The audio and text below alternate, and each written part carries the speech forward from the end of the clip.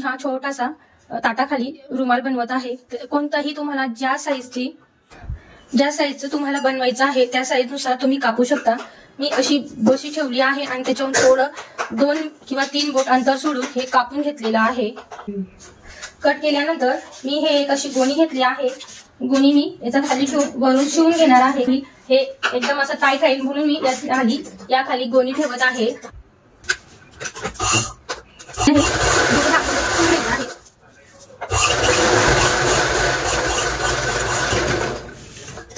Extra आहे ते आपण कट करूया।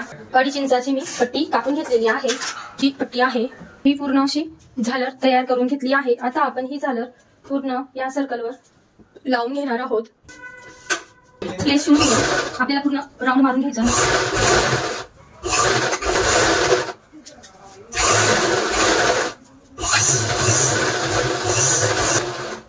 एकदम असं छान अशी झालर लावून घेतलेली आहे। गोल तयार झालेला आहे आपला हा टी टेबल रुमाल। लेस घेतली आहे। आता आपण ही लेस लावून घेणार आहोत।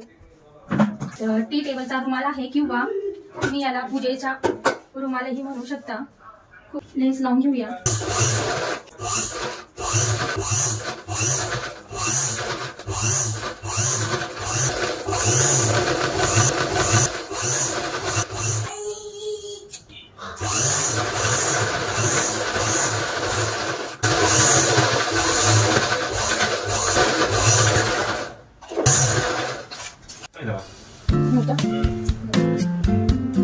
सुंदर असा आपला हा टी रुमाल तयार झाला आहे।